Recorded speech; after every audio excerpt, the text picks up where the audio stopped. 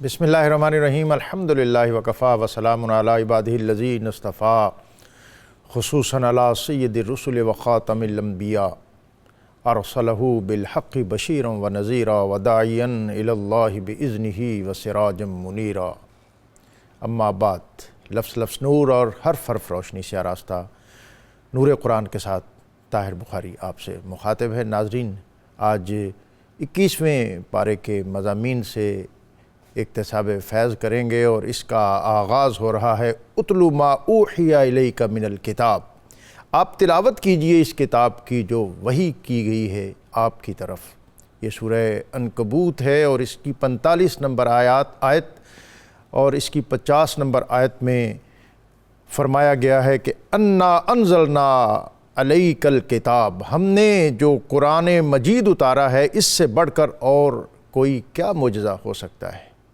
ये अरब का वही माहौल है जिसमें मुशरिकीन मक्का किसी मोजज़े के लिए तकाज़ा कर रहे हैं और नबी अकरम रसूल मुहतशम सल्लल्लाहु अलैहि वसल्लम के कल्ब मुनीर पर ये अज़ीम आयात नाजिल हो रही हैं जो इस चैलेंज के साथ हैं कि अगर तुम हमसे मोजज़ा तलब करते हो तो ये कुरान करीम इससे बढ़कर और क्या मोजज़ा हो सकता है। इसलिए कि तुम्हें अपनी फसाहत और बलागत पर बड़ा नाज है, एजाज़ और इजाज़ के फ़न में, और जो फसाहत और बलागत के जोबन और शबाब के हवाले से तुम्हारे दावे बहुत ज़्यादा हैं। और अगर तुम समझते हो कि अपने दावे में इतने ही सच्चे हो और इस किताब को एक आम किताब समझते हो तो फिर इसके मुकाबले में एक किताब ले आओ, और अगर तुम एक किताब नहीं ला सकते तो फिर 10 सूरतें ही ले आओ। और ये एक ऐसा चैलेंज नबी अकरम रसूल मुहतशम सल्लल्लाहु अलैहि वसल्लम, आपकी ज़ात सरापा मोजज़ा,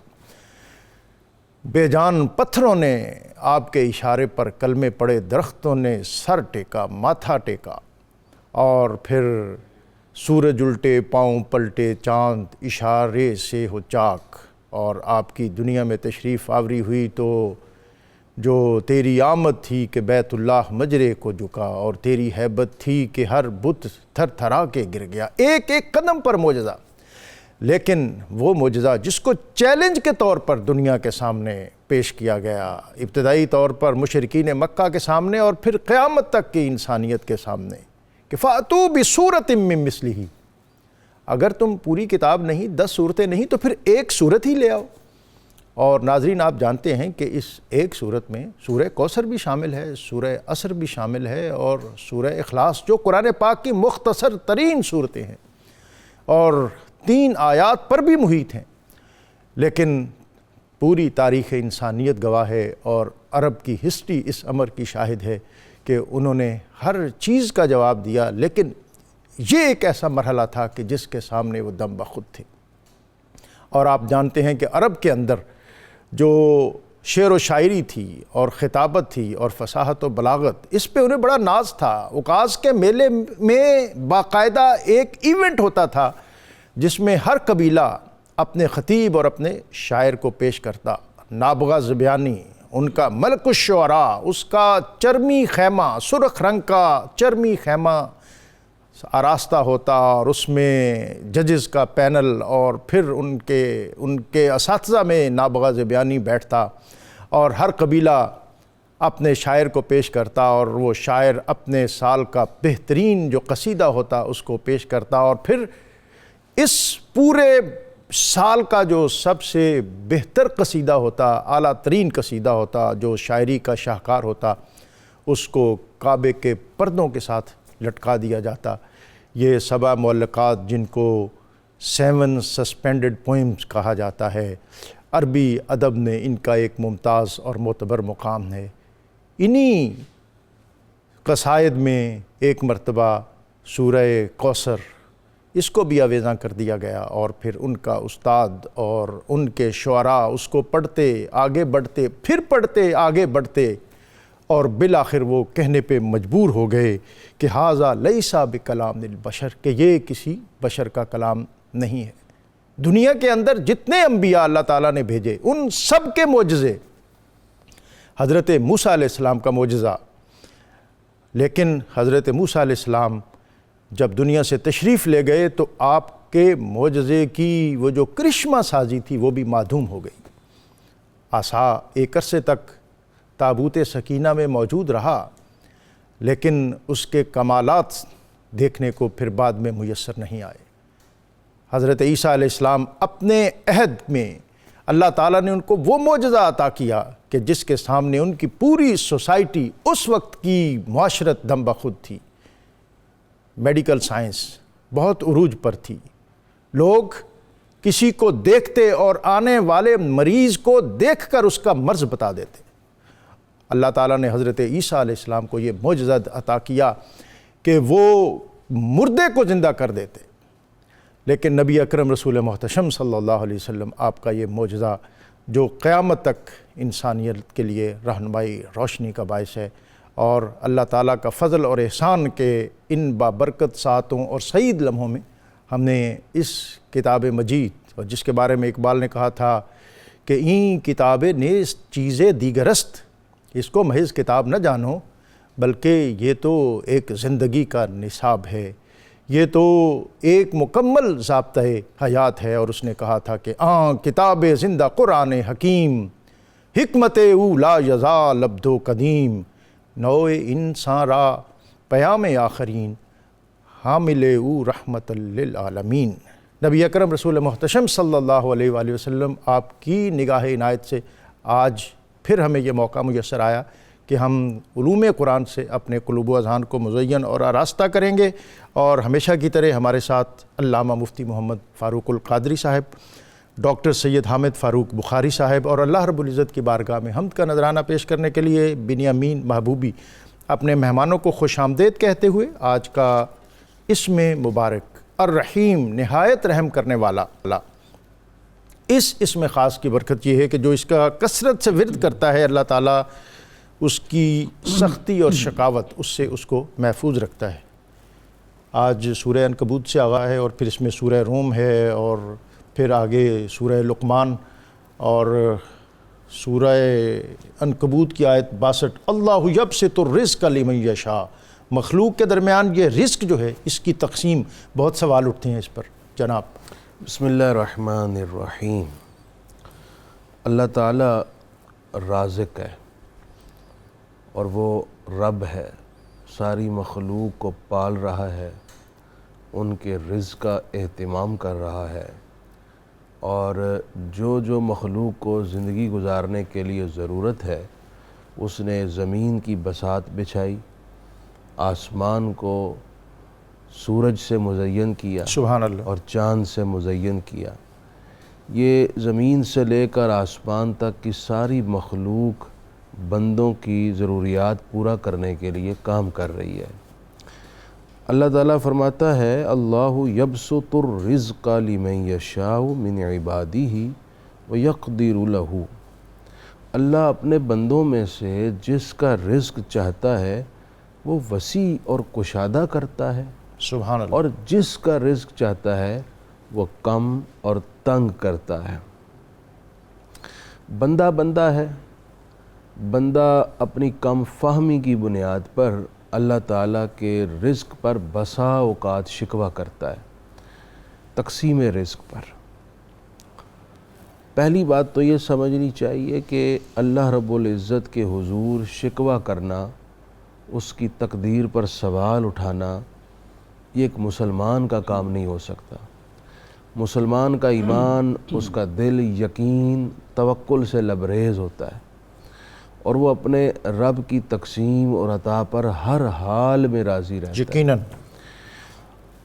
اللہ تعالیٰ نے اپنی مخلوق میں سے کچھ لوگوں کو وسیع اور کشادہ رزق دیا ہے، اور کچھ لوگوں کو کم اور تنگ رزق دیا ہے۔ کسی کو معتدل دیا ہے، کسی کو قلیل دیا ہے، کسی کو بہت قلیل دیا ہے۔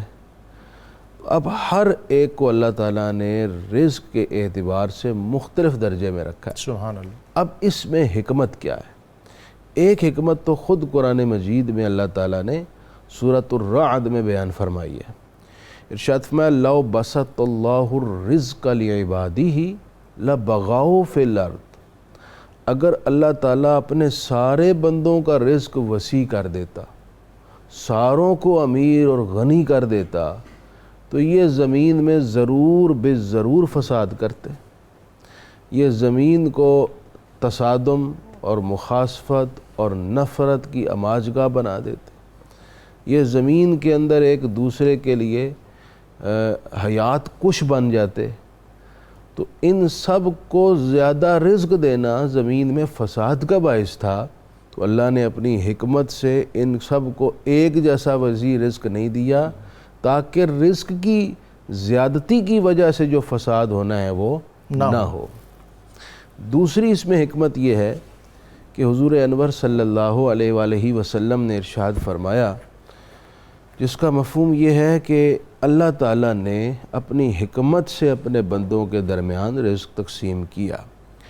جس بندے کے حق میں امیر ہونا خیر ہے اللہ نے اس کو امیر بنایا، مالدار بنایا، اور جس بندے کے حق میں غریب ہونا خیر ہے اللہ نے اسے غریب بنایا۔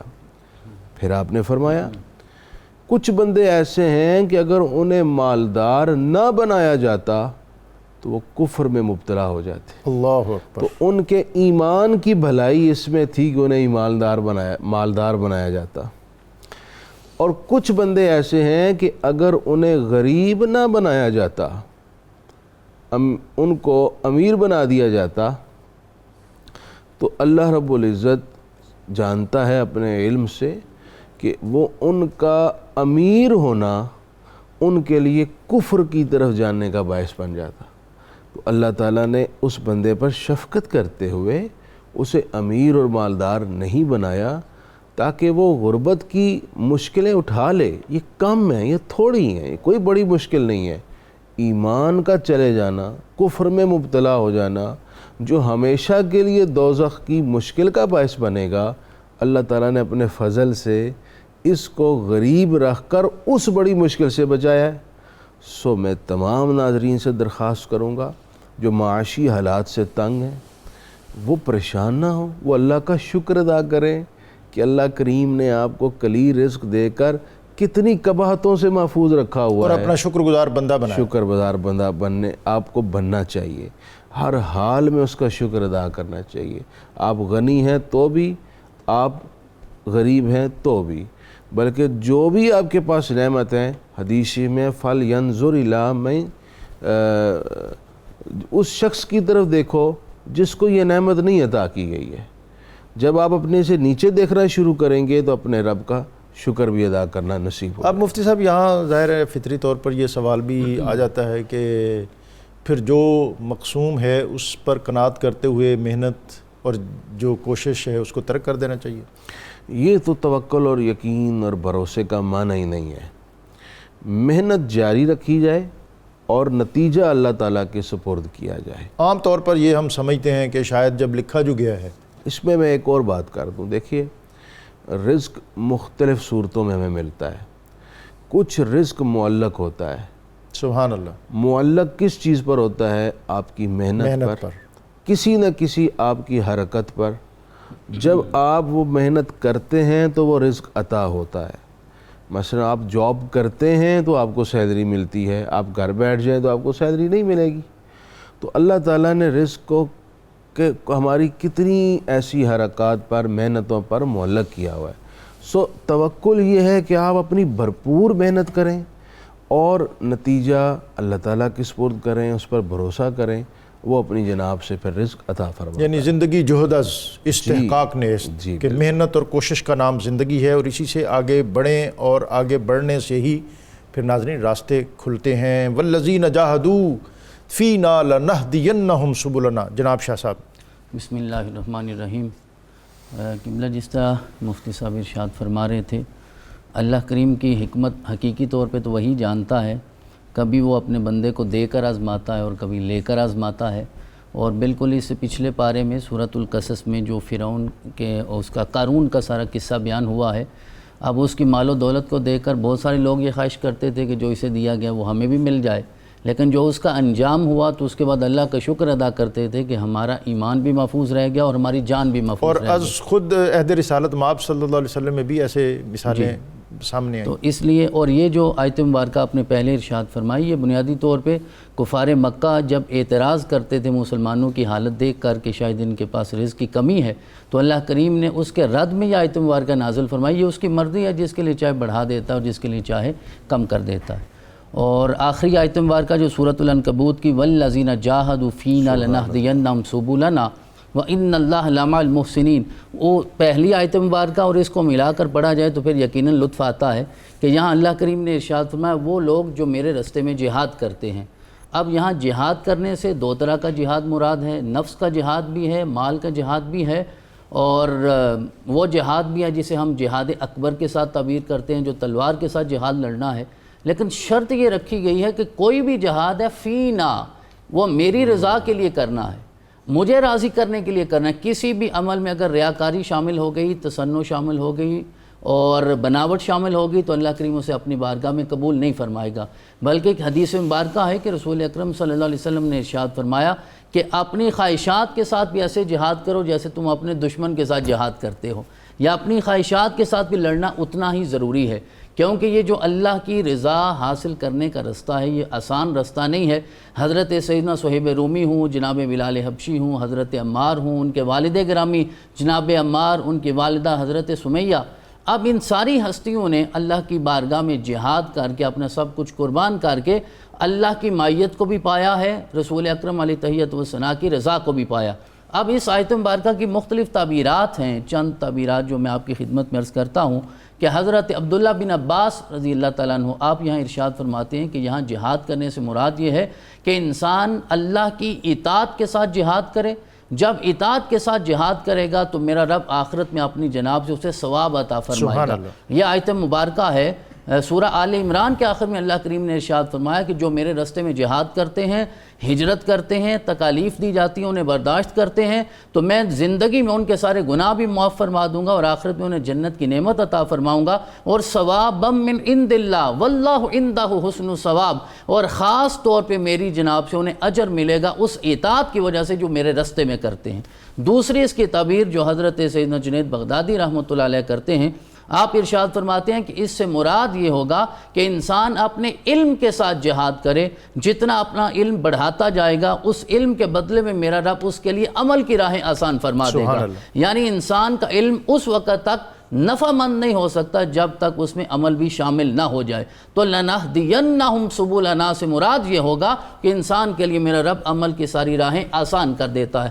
حضرت سہل بن عبداللہ یہاں یہ ارشاد فرماتے ہیں کہ اس سے مراد یہ ہے کہ انسان اپنے نبی کی سنت پہ عمل کرتا جائے، سنت کے ساتھ جہاد کرے، اور قبلہ اس زمانے میں سنت کے ساتھ جہاد کرنا ہے تو سب سے مشکل جہاد ہے، باقی جہاد شاید آسان ہوں گے، یہی مشکل ترین جہاد ہے۔ جو یہ کر گزرتا ہے تو میرا رب اس کے ساتھ جنت کا وعدہ فرماتا ہے۔ وَإِنَّ اللَّهَ لَمَعَ الْمُحْسِنِينَ، اور اس آیت کے آخری حصے میں دو تاکید بیان فرما کر یہ ارشاد فرمایا ہے کہ میرے رستے میں جو جہاد کرتا ہے پھر اسے میں اپنی معیت عطا فرماتا ہوں، اور معیت کی ایک تعبیر یہ ہے کہ برود محشر میرا رب اپنا دیدار بھی عطا فرماتا ہے، کیونکہ اہل جنت جب جنت میں چلے جائیں گے وہ سب سے اعلیٰ درجے والے جنتی، ان کے چہروں پہ بھی غم کے آثار ہوں گے، تو میرا رب ارشاد فرمائے گا میں نے اپنے وعدہ پورا نہیں کیا۔ وہ عرض کریں گے مولا وعدہ تو پورا ہو گیا، پھر میرا رب ارشاد فرمائے گا یہاں بھی چہروں پہ غم کیوں ہے؟ وہ عرض کریں گے مولا ہم تیرا دیدار کرنا چاہتے ہیں، تو میرا رب نقاب اٹھا کر اپنا دیدار اپنی شان کے مطابق کروائے گا۔ تو اس لیے اس راہ میں، راہ سلوک میں انسان جتنی محنت کرتا چلا جائے گا میرا رب اس کے لیے منزل آسان فرماتا ہے۔ یہ راہ سلوک کی آخر میں بات کی ہے تھوڑی سی انہوں نے، اس پہ بھی کومنٹ فرما دیں، اور پھر سورہ روم بھی شروع ہو رہی ہے۔ اصل راہ سلوک تو ڈاکٹر صاحب یہ ہے کہ جو اللہ کے رسول صلی اللہ علیہ وسلم کا اسوہ حسنہ ہے اس کو پورے اخلاص اور رضائے الہی کی نیت سے بجا لایا جائے، حضور کو فالو کیا جائے، حضور کے راستے اور آپ کی سیرت اور انداز پر چلنا ہی دراصل طریقت و سلوک ہے۔ سبحان اللہ۔ جتنا اس میں بندے کا استغراق ہوگا اتنی ہی زیادہ سلوک کی منازل۔ یہ سبل النا سے لوگ سلاسل کی تعبیر بھی جی یہ بھی مراد لیتے ہیں، جیسے ڈاکٹر صاحب نے فرمایا مختلف تعبیرات ہیں، جی تو صوفیاء نے جتنی گنجائش تھی آیت کے اندر، ان کے الفاظ کے اندر، اس کے مطابق اس کے معنی بیان کیے ہیں۔ سبحان اللہ۔ تو اصل اس کا کرکس یہی ہے کہ جو رسول اللہ صلی اللہ علیہ وسلم کا اسوہ نور ہے اس کو اپنے ذات پر چڑھا لیں تو یقین جانیے اور اس کے لیے ڈاکٹر صاحب ایفرٹ بھی راستے کھل جائیں گے، اور ایفرٹ بھی کرے اس کے لیے. جی ایفرٹ مسلسل، وہ تو ہر لمحے کی محنت. ہم اس کی ایک اور بھی سمجھتے کہ جی بس دعا کرو اللہ توفیق دے. ہاں جی، یہ زبانی کلامی اس کا مطلب یہ ہے کہ میں کچھ نہیں کرنا، تسی دعا کر دے رہو میرے لیے بہ کے. ہاں جی، تو یہ جو اب آپ فرما رہے ہیں سورہ روم کی آیات، ڈاکٹر صاحب سورہ روم مکہ مکرمہ میں نازل ہوئی ہے، اور جب یہ نازل ہوئی اس وقت جو عالمی منظرنامہ تھا وہ بڑا عجیب و غریب تھا. ایران اس پر وقت بھی عالمی منظرنامہ تھا کوئی؟ ہاں جی اور اس وقت بھی پاورز اور سپر پاورز تھیں؟ بالکل وہ تھیں جی. اچھا جی. ایران اس وقت سپر پاور تھا، اور ایران نے رومیوں کی اینٹ سے اینٹ بجا رکھی تھی. یعنی یہ کیسر اور کسرا جسے ہم جی کیسر و کسرا کہتے ہیں. رومن امپائر کو انہوں نے ملیا میٹ کر کے رکھ دیا، لاکھوں عیسائیوں کو انہوں نے ذبح کیا، اور ان پر بڑا مشکل وقت تھا. مسلمانوں کے جذبات، مکہ مکرمہ میں آقا کریم صلی اللہ علیہ وسلم کی نبوت کا آفتاب طلوع تھا، سبحان اللہ. اور مکہ مکرمہ میں اس وقت کفار مکہ کی جانب سے حضور علیہ السلام کے راستے میں رکاوٹیں رکھی جا رہی تھیں، اور آفتاب اسلام کو گل کرنے کے لیے بھرپور کوششیں کر رہے تھے. اس وقت رومیوں کی حالت بڑی وہاں پر عجیب و غریب تھی. تو مسلمانوں کے جذبات تھے اہل کتاب کے ساتھ. یعنی رومن جو تھے یہ کرسچین تھے، عیسائی تھے، اور اہل کتاب تھے. اہل کتاب ہونے کے ناطے ذہنی قربت تھی، ذہنی قربت تھی. اور جو مشرکین مکہ ہیں یہ بت پرست تھے، اور جو ایرانی تھے وہ بھی بت پرست اور آتش پرست تھے، مجوسی تھے. جی. تو وہ شرک میں ایک دوسرے سے مماثلت رکھتے تھے. وہ بھی مشرک تھے، یہ بھی مشرک تھے. ادھر مسلمان اہل کتاب ہیں، وہ بھی اہل کتاب تھے. تو مسلمانوں کے جذبات تھے رومنز کے ساتھ، اور مشرکین کے جذبات تھے ایرانیوں کے ساتھ. اس وقت انہوں نے مسلمانوں کو یہ بھی ایک طعنہ دیا، تو نبی اکرم صلی اللہ علیہ وآلہ وسلم پر یہ آیات اتری. سبحان اللہ. آپ صلی اللہ علیہ وسلم نے فرمایا کہ بہت جلد، جیسے غلبت الروم، رومی مغلوب ہوئے، فی ادنى الارض، پاس کی زمین میں، وہم من بعد غلبہم سیغلبون، اور اپنی مغلوبی کے بعد ان قریب وہ غالب آ جائیں گے. سبحان اللہ. رومی فتح پا لیں یہ گے. پیشین گوئی فرما دی. پیشین گوئی قرآن نے کر دی. اب کتنے عرصے میں یہ کام ہوگا؟ فی بضع سینین للہ الامر من قبل، چند برس میں. سبحان اللہ. یعنی 3 سے 9 سال کی مدت کو یہ کہا جاتا ہے بضع سینین. تو چند برس میں مسلمان یہ جو رومی ہیں یہ دوبارہ ایرانیوں پر فتح پا لیں گے. حضرت ابو بکر صدیق رضی اللہ تعالیٰ عنہ مشرکین مکہ کے سامنے سینہ چوڑا کر کے بات کرتے. اللہ اکبر. یقین کا عالم یہ. سبحان اللہ. فرمایا کہ اب بہت کم وقت ہے، روم دوبارہ غالب آ جائیں گے ایرانیوں پر. مشرکین مکہ ہنسنے لگے، مذاق اڑانے لگے. ابی بن خلف نے تو مذاق اڑاتے ہوئے کہا چلو جی اس بات پہ شرط لگا دیتے، کیونکہ جو گراؤنڈ ریالٹی ہے وہ بڑی مختلف ہے. وہاں تو حشر بپا کر رکھا ہے ایرانیوں نے، خسرو نے. جناب صدیق اکبر نے فرمایا ٹھیک ہے لگاؤ شرط. 3 سال کی مدت طے ہو گئی، اور 10 اونٹوں کی ایک شرط لگ گئی. حضور کی خدمت میں آ کر اپنی شرط کا ذکر کیا. سرکار نے فرمایا یہ تو 3 سے 9 برس تک کی مدت کو کہا جاتا ہے، آپ پلٹ کر جائیے ابی بن خلف کے ساتھ، اس مدت میں توسیع کروائیں 9 برس تک، اور اونٹ 10 کے بجائے 100 کروائیں. واہ. جناب صدیق اکبر نے جا کے اس نوعیت کی شرط ان سے رکھ لی. اور ادھر جب بدر کی لڑائی ہوئی، ابی بن خلف مارا گیا، تو بدر سے ادھر مسلمان فتح پاتے ہیں، اور ادھر سے خبر آتی ہے کہ رومی دوبارہ عیسائیوں پر، ایرانیوں پر غالب آ گئے. رومیوں میں اس وقت ہرقل تھا جس نے بھرپور فوج تیار کی، اور اس نے ایرانیوں کی اینٹ سے اینٹ بجا دی. تو یہ خبر بھی پہنچی. ابی بن خلف تو مر چکا تھا. جناب صدیق اکبر رضی اللہ تعالیٰ عنہ نے اس کی اولاد سے 100 اونٹ وصول کیے شرط کے. اللہ. کیونکہ یہ شرط معروف تھی مکہ کے اندر کہ یہ اس نوعیت کی شرط ہوئی ہے وارثوں نے 100 اونٹ ادا کیے۔ جناب صدیق اکبر نے حضور کی خدمت میں بتایا جی میں نے 100 اونٹ وصول کر لیے، اب کیا کروں ان کا؟ تو اللہ کے رسول صلی اللہ علیہ وسلم نے فرمایا کہ ان کو آپ غرباء میں صدقہ کر دیں۔ سبحان اللہ۔ جناب صدیق اکبر نے حضور کے حکم کے مطابق سارے کے سارے اونٹ صدقہ کر دیے۔ تو ان آیات کے اندر قرآن مجید کا ایک اور انفرادی عظمت و شان کا پہلو ظاہر ہوتا ہے، وہ یہ کہ یہ کتاب مستقبل کی خبریں بھی دیتی ہے۔ سبحان اللہ۔ اس کے ایک ایک لفظ کے اندر سچائی کا نور ہے، جو اس نے کہہ دیا ہے وہ ہو کر رہنا ہے۔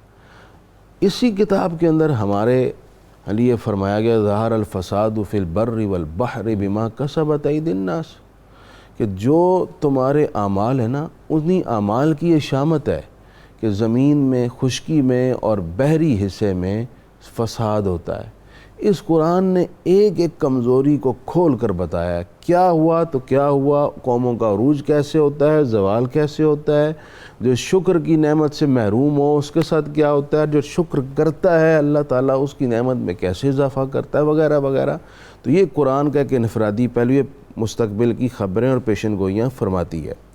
دوسری بات ان آیات سے یہ پتہ چلی کہ جناب صدیق اکبر رضی اللہ تعالیٰ عنہ کو حضور علیہ السلام کے الفاظ پر اور قرآن کی صداقت پر کس طرح کا اعلیٰ یقین تھا، اور اسی یقین کی وجہ سے آپ کو صدیق کا لقب آسمانوں میں بھی عطا ہوا، زمینوں میں بھی عطا ہوا۔ اور تیسری بات یہ ان آیات سے پتہ چل رہی ہے کہ فرمایا گیا بِنَصْرِ اللَّهِ يَنْصُرُ مَن يَشَاءُ، اللہ کی مدد سے ہوگا یہ سب کچھ، اور اللہ ہی ہے جس کی چاہتا ہے مدد فرماتا ہے، وَهُوَ الْعَزِيزُ الرَّحِيمُ، وہی عزت والا مہربان ہے۔ بتایا یہ کہ جو کامیابی ہے وہ ہونی اللہ کی مدد سے ہے، سو اس میں بھی ذہنوں کو ڈائیورٹ کیا گیا اللہ تعالیٰ کی طرف کہ تمہارا سارے کا سارا تمہاری توجہ، تمہارا ارتکاز اللہ تعالیٰ کی مدد اور اس کی توجہ لینے پر ہونا چاہیے، اسی سے تمہیں کامیابی نصیب ہو۔ سبحان اللہ۔ ناظرین، سورہ روم اس کا بالکل اوائل اور ابتدائی حصہ ابھی ہم نے علامہ مفتی محمد فاروق القادری صاحب آپ سے سنا۔ 21ویں پارے کے مضامین اس کا پرنور سلسلہ آگے بڑھے گا، لیکن یہاں وقت ہے ایک بریک کا، بریک سے واپس آئیں گے تو اپنے علماء سے مزید رہنمائی حاصل کریں گے۔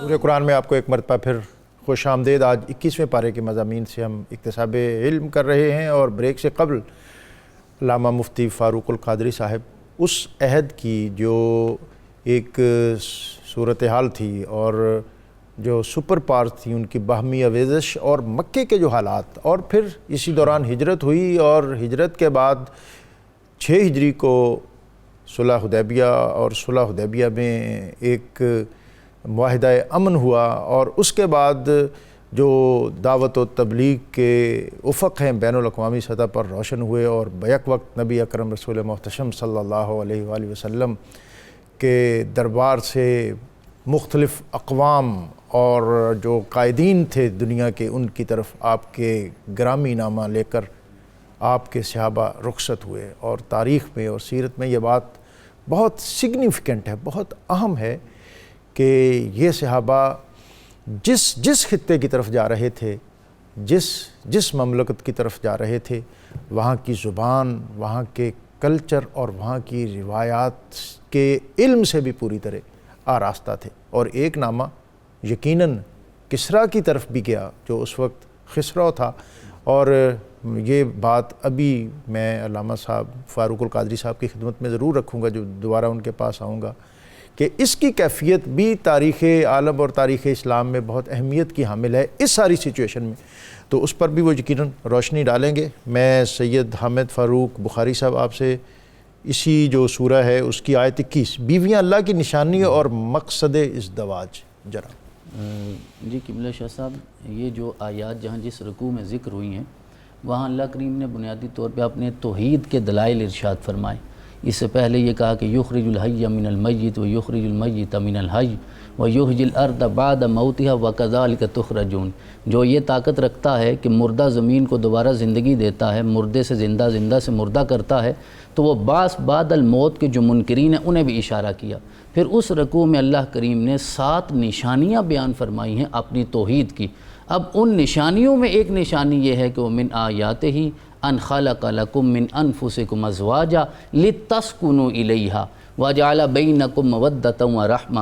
ارشاد فرمایا یہ میری توحید کی اور یہ نشانی ہے کہ میں نے تمہارے نفسوں سے تمہارے لیے تمہارا زوج پیدا فرمایا ہے، جوڑا پیدا فرمایا۔ تو عربی زبان میں جو زوج کا لفظ ہے وہ مرد کے لیے عورت ہوتی ہے اور عورت کے لیے مرد ہوتا ہے۔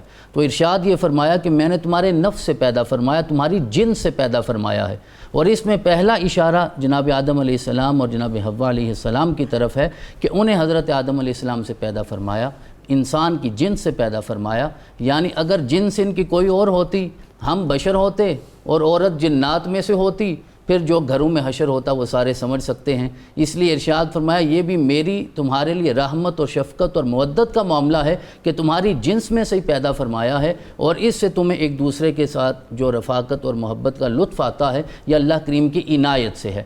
اور یہ ازدواج کا جو بنیادی مقصد ہے لتسکنوا الیہا، کہ وہ سکون حاصل کرنا ہے۔ سکون انسان کے لیے ان سارے معاملات میں جو اللہ کریم نے فطری خواہشات رکھی ہیں ان کے لیے ایک مقدس رشتہ بنایا ہے، اور اسی لیے نکاح کے بارے میں یہ بھی ارشاد فرمایا جاتا ہے کہ انسان نکاح کے بعد کلا بند ہو جاتا ہے اور اس کا ایمان مکمل ہو جاتا ہے، تاکہ وہ ساری جو انسان کی فطری اور نفسانی ضروریات ہیں وہ پوری کرنے کے لیے انسان کو کسی ڈرائیو تھرو کا سہارا نہیں لینا پڑتا، بلکہ اللہ کے بنائے ہوئے اس مقدس رشتے کے ذریعے انسان نسل بھی آگے بڑھاتا ہے اور اپنی تسکین بھی کر پاتا ہے۔ لہٰذا مرد کے لیے لازم ہے کہ وہ عورت کے لیے راحت کا سامان کرے، اور عورت کے لیے لازم ہے کہ وہ مرد کے لیے راحت کا سامان کرے۔ یہ دونوں جو جنہیں ہم زوجین سے تعبیر کرتے ہیں، یہ دونوں کے لیے اللہ کریم نے ارشاد فرمایا ان فی ذلک لآیات لقوم یتفکرون، اور آخر میں ارشاد فرمایا ہیں تو میری نشانیاں، لیکن ہے اس قوم کے لیے جو تفکر کرتی ہے، جو غور و فکر کرتے ہیں۔ تو انسان کی پیدائش یعنی انسان کی تخلیق کو اپنی نشانی قرار دیا، پھر زوجین کی باہم محبت کو اور اس رشتے کو اللہ کریم نے اپنی نشانی قرار دیا، پھر ساری کائنات میں بکھری ہوئی انسانیت اور مختلف رنگ و نسل کے لوگوں کے بارے میں اللہ کریم نے اسے بھی اپنی توحید کی علامت قرار دیا ہے۔ اور رات کو انسان سوتا ہے، صبح میرا رب دوبارہ زندگی عطا فرماتا ہے۔ ایک اور موقع پر ارشاد فرمایا اللہ یتوفی الانفس حین موتها واللتی لم تمت منامها فَيُمْسِكُ الَّتِي قَضَىٰ عَلَيْهَا الْمَوْتَ وَيُرْسِلُ الْأُخْرَىٰ إِلَىٰ أَجَلٍ مُّسَمًّى۔ جب انسان رات کو سوتا ہے میرا رب روح قبض کر لیتا ہے، اب صبح جسے چاہتا ہے واپس لوٹا دیتا ہے اور جس کی چاہتا ہے ہمیشہ کے لیے روک لیتا ہے۔ اس آیت کے آخر میں بھی ارشاد فرمایا اِنَّ فِي ذَلِكَ لَآیَاتٍ لِقَوْمٍ یَتَفَکَّرُونَ۔ تو میرے رب نے یہ تفکر کی نشانی اور تفکر کی شرط رکھی ہے ہر اس انسان کے لیے جو اللہ کی توحید سے اپنا حصہ لینا چاہتا ہے۔ اور اس رکوع کے بعد ایک بڑی پیاری مثال اللہ کریم نے ارشاد فرمائی ہے جو شرک کی نفی میں ہے۔ ارشاد فرمایا ضرب لکم مثلا من انفسکم هل لکم مما ملکت ایمانکم من شرکاء فیما رزقناکم فانتم فیہ سواء۔ بڑی خوبصورت مثال دی ارشاد فرمایا میں تمہیں مثال یہ بھی تمہاری جنس سے دیتا ہوں، تمہارے نفس سے یہ مثال دیتا ہوں۔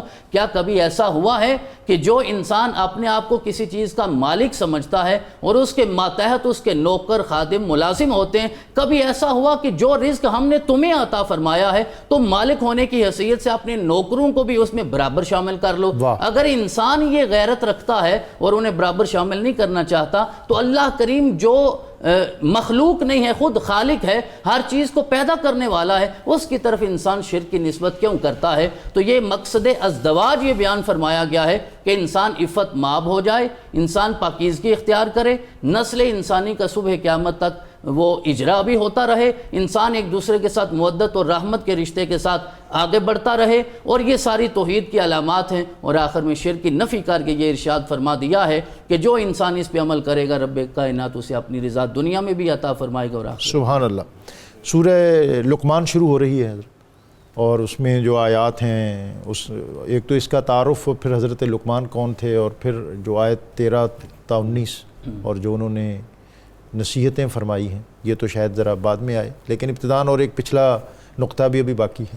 جی ڈاکٹر صاحب، آپ نے بھی کچھ ذکر فرمایا۔ حضور علیہ السلام نے ایک خط روانہ فرمایا خسرو پرویز کے نام۔ اس میں آپ صلی اللہ علیہ وسلم نے فرمایا کہ اسلم تسلم، اسلام لے آؤ سلامتی پا جاؤ گے، ورنہ تمہارا انجام اچھا نہیں ہوگا۔ خط اسے پہنچا۔ یہ خط حضرت عبداللہ بن حذافہ سہمی کو دیا گیا، انہوں نے سربراہ بحرین کو دیا اور انہوں نے وہ خط آگے خسرو تک پہنچایا۔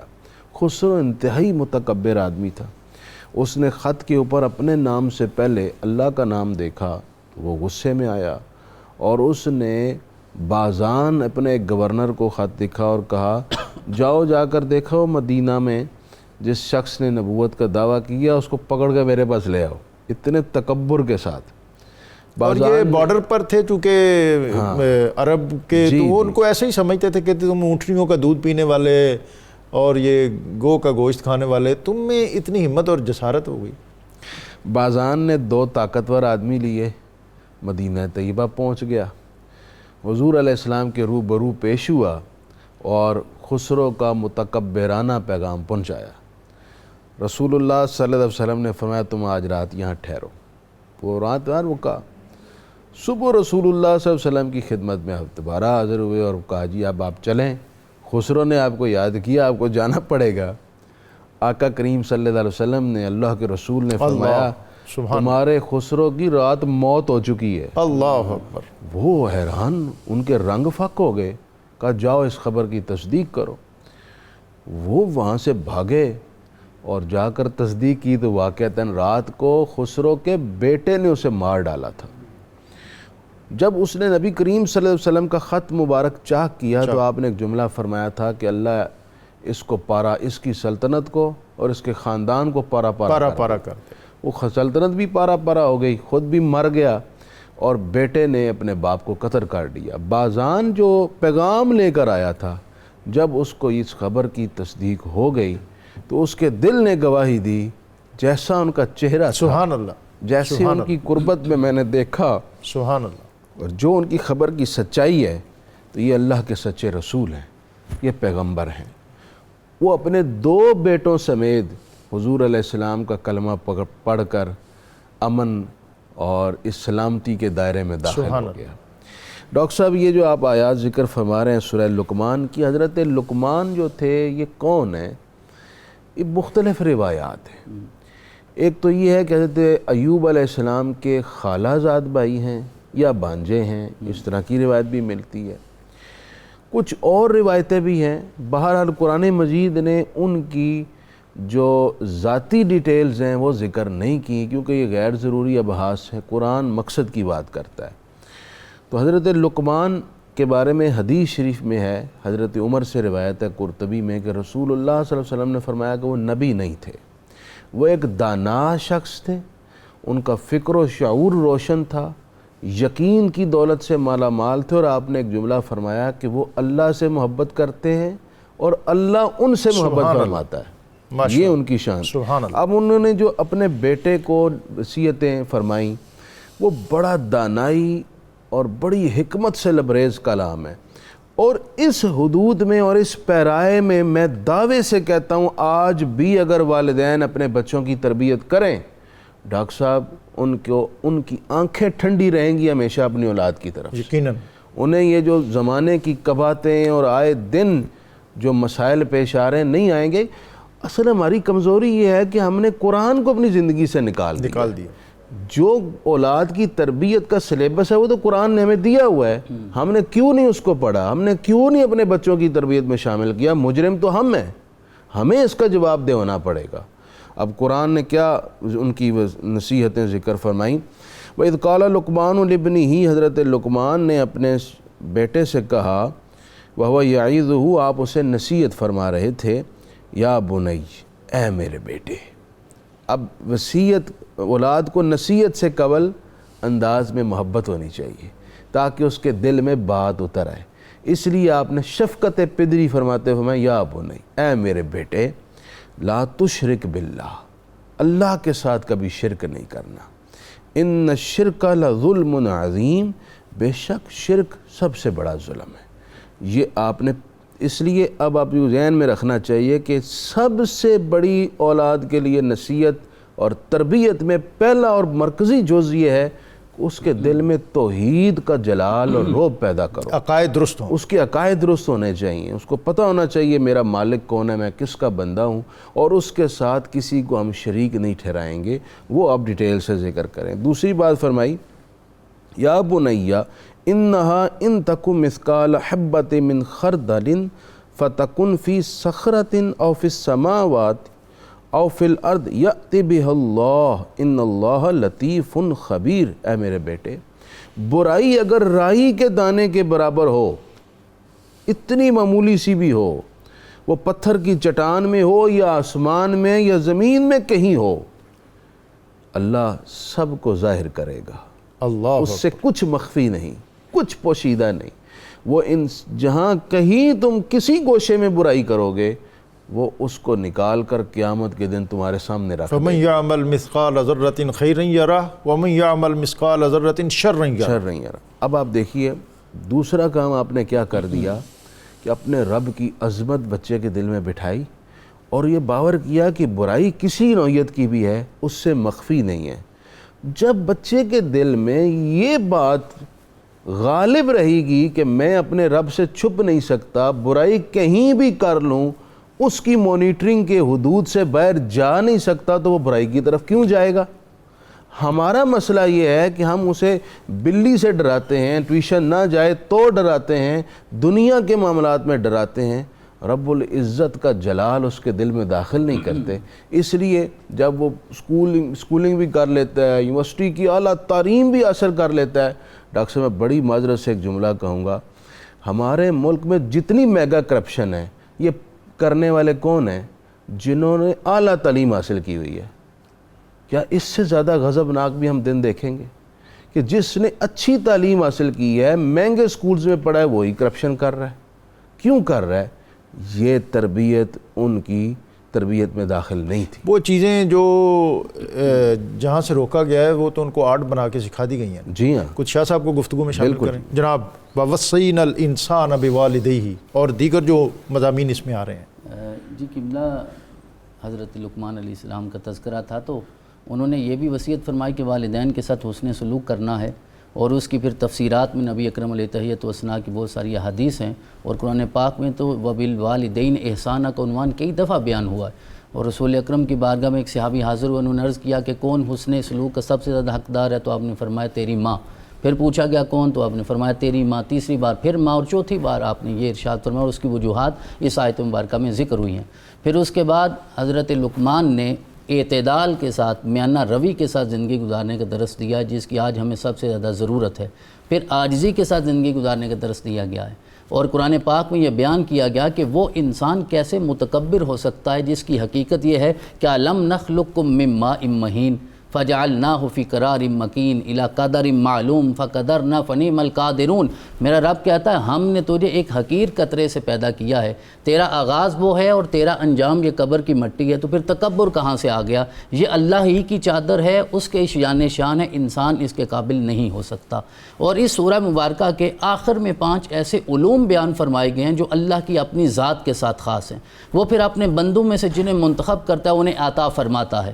اور انبیاء اور رسل میں سے سب سے زیادہ میرے اور آپ کے آقا جناب محمد رسول اللہ صلی اللہ علیہ وسلم کو عطا فرمائے، اور آپ کی امت میں سے مولا کائنات شیر خدا تاجدار حلتا جناب علی المرتضیٰ کو عطا فرمائے۔ ان اللہ عندہ علم الساعہ وینزل الغیث ویعلم ما فی الارحام وما تدری نفس ماذا تکسب غدا وما تدری نفس بأی ارض تموت، کہ ارشاد فرمایا قیامت کا علم بھی اللہ کے پاس ہے، اور جب وہ بادل اور رحمت عطا فرماتا ہے کب نازل کرتا ہے وہ بھی علم اللہ کے پاس ہے، اور رحم میں کیا ہے، بیٹا ہے بیٹی ہے، حمل کیا قرار پاتا ہے اس کا علم بھی حقیقی اللہ کے پاس ہے۔ باقی اندازے تو آج سائنس کے ہو سکتے ہیں لیکن حقیقی علم اللہ کے پاس ہے۔ انسان کیا رزق کمائے گا، کیا حاصل کرے گا، جہاں سے ہماری گفتگو کا آغاز ہوا تھا وہ بھی حقیقی طور پہ اللہ کے پاس ہے، اور انسان کہاں وفات پائے گا۔ یہاں سے لوگ امریکہ سفر کرتے ہیں اور پھر جس کیفیت میں واپس آتے ہیں پتہ چلتا ہے کہ شاید وہیں لکھا ہوا تھا ان کا موت کا یہ سارا سفر، تو انسان وہاں روانہ ہو جاتا ہے۔ ان اللہ علیم خبیر، بے شک اللہ ہی جاننے والا ہے اور ساری یہ خبر رکھنے والا ہے، لیکن اپنے بندوں میں سے جسے چاہے وہ عطا فرماتا ہے، لیکن یہ علم غیب حقیقی طور پہ اللہ کا ہے۔ عطائی وہ جسے چاہے عطا فرما سکتا ہے، اور ہمارے آقا جناب محمد رسول اللہ صلی اللہ علیہ وسلم کو سب سے زیادہ اللہ کریم نے جیل مفتی صاحب بالکل آخری لمحے ہیں، لیکن ایک جو فرمان ہے میں چاہوں گا کہ اس پہ ضرور کمنٹ فرما دیں، وَلَا تُسَعِّرْ خَدَّكَ لِلنَّاسِ، لوگوں سے بے رخی اور بے اعتنائی سوسائٹی میں بہت زیادہ ہے، اور بالخصوص جو زیر دست اور پسماندہ طبقہ ہے اس کو اس طرح کی صورتحال کا بہت زیادہ سامنا رہتا ہے، اور جو مقتدر لوگ ہیں ان کو اس سلسلے میں کیا رہنمائی آپ آج دیں؟ میں ڈاکٹر صاحب صرف ترجمہ ہی کروں گا، وقت کی قلت کا مجھے احساس ہے، لیکن ایک بات ناظرین کو ذہن میں رکھنی چاہیے کہ حضرت لقمان کی نصیحتیں کتنی اہم اور امپورٹنٹ ہیں کہ خود رب العزت نے انہیں قرآن کا حصہ بنا دیا اور امر بنایا قیامت تک کے لیے، اور ہماری تربیتی نصاب کے اندر اس کو شامل کر دیا۔ یہ کتنی اہم ہے۔ اب فرمایا گیا اے بیٹے نماز قائم کرنا، برائی سے نیکی کا حکم دینا، برائی سے روکنا، اور جو مصیبت تکلیف آ جائے اس پر صبر کرنا۔ اب یہ باپ بیٹے کو نصیحت سبحان کر رہا ہے۔ اللہ۔ پھر فرمایا بیٹا وَلَا تُسَعِّرْ خَدَّكَ لِلنَّاسِ، لوگوں سے بات کرتے ہوئے تکبر و رعونت نہ کرنا، اللہ اکبر، اپنی بے رخی نہ دکھانا، اس کو حقیر اور ناتواں مت سمجھنا۔ یہ ایک بنیادی سبق ہے، اس کو بھی اللہ کا بندہ سمجھنا، اللہ اکبر، اس کی بھی عزت، اس کی عزت نفس کا خیال رکھتے ہوئے ایک مناسب جملے کے اندر اس سے کلام کرنا ہے، اور زمین میں چلتے ہوئے تکبر نہیں کرنا۔ بے شک اللہ تعالیٰ تکبر کرنے والوں کو پسند نہیں کرتا۔ اور پھر فرمایا میانہ چال چلو۔ اچھا، یہ میانہ چال چلنے میں مفسرین نے فرمایا بڑا وسیع مفہوم ہے کہ آپ چلتے ہوئے بھی درمیانی چال چلیں، اور اس کے ساتھ ساتھ اپنی زندگی کے معاملات کے اندر بھی توازن رکھیں، اعتدال رکھیں۔ وَغْضُضْ مِنْ صَوْتِكَ، آواز کرتے ہوئے، گفتگو کرتے ہوئے اپنی آواز کو پست رکھیں۔ إِنَّ أَنْكَرَ الْأَصْوَاتِ لَصَوْتُ الْحَمِيرِ، بے شک سب آوازوں میں بری آواز گدھے کی آواز ہے۔ گویا جہاں ضرورت نہیں ہے وہاں چیخ چیخ کر بات کرنا، اس کو گدھے کی آواز سے مشابہ قرار دیا گیا ہے، اور بتایا گیا کہ یہ تو بڑی بری آواز ہے۔ یعنی کسی سے کلام کریں تو بھائی آپ کا مقصد اتنی آواز لانا ہے، اتنی آواز کے ساتھ کلام کرنا ہے کہ اس کی سماعتوں تک آپ کا کلام پہنچ جائے، بس۔ چلانے کا کیا مقصد ہے؟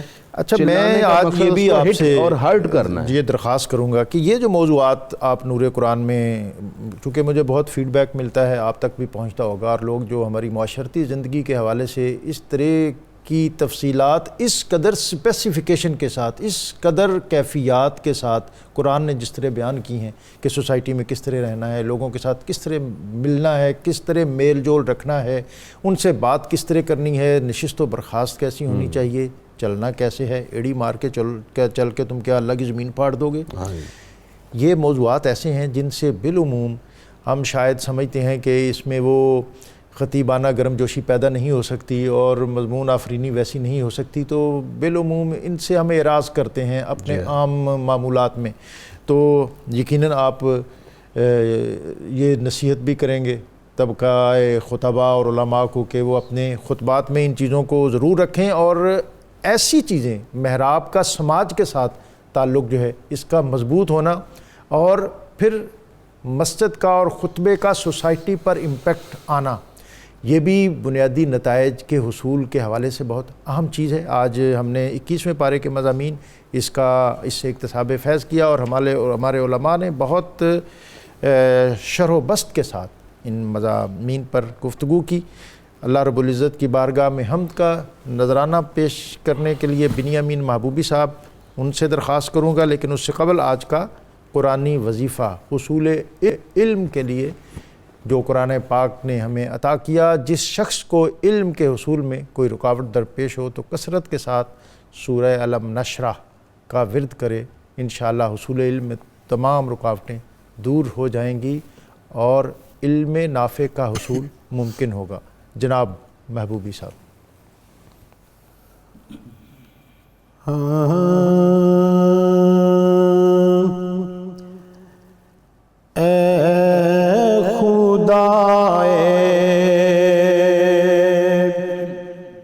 جمال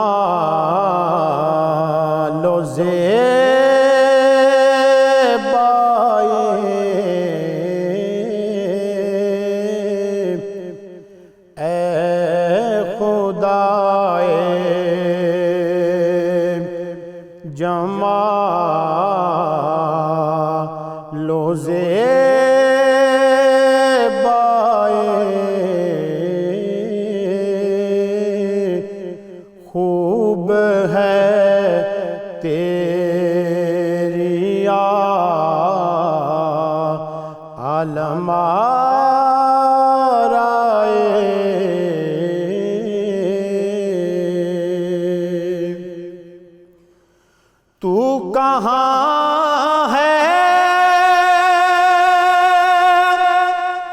کہاں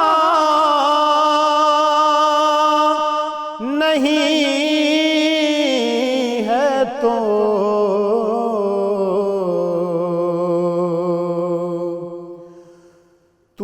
کہاں ہے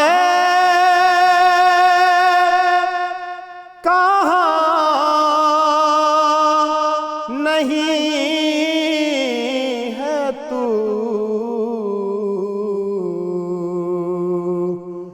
محو حیرت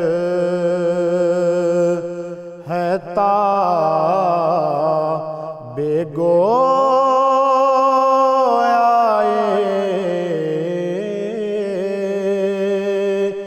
محو حیرت ہے تاب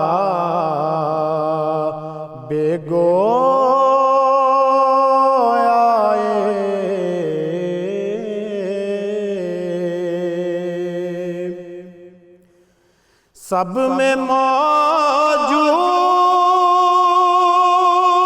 اور سب سے جدا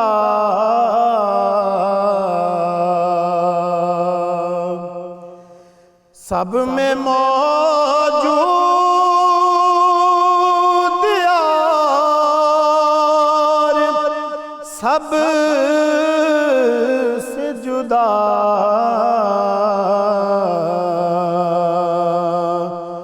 کون سمجھے یہ راز تنہائی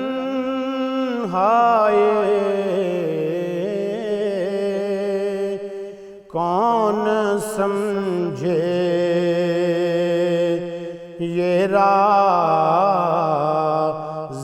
تنہائی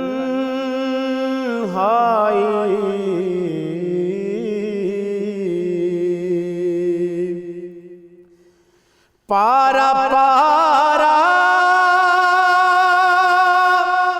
کبائے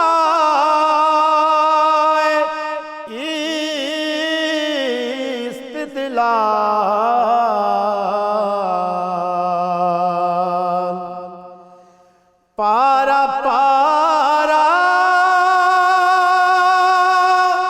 کبائے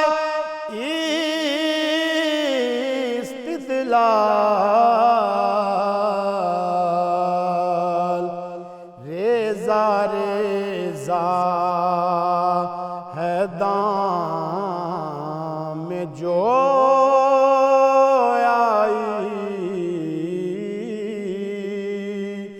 ریزہ ریزہ ہے دام میں جو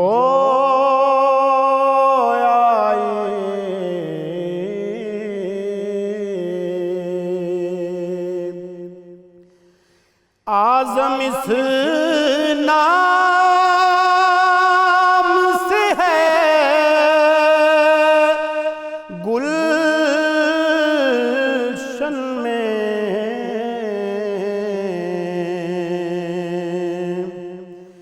اعظم اس نام سے ہے گلشن میں زندگی تازگی اور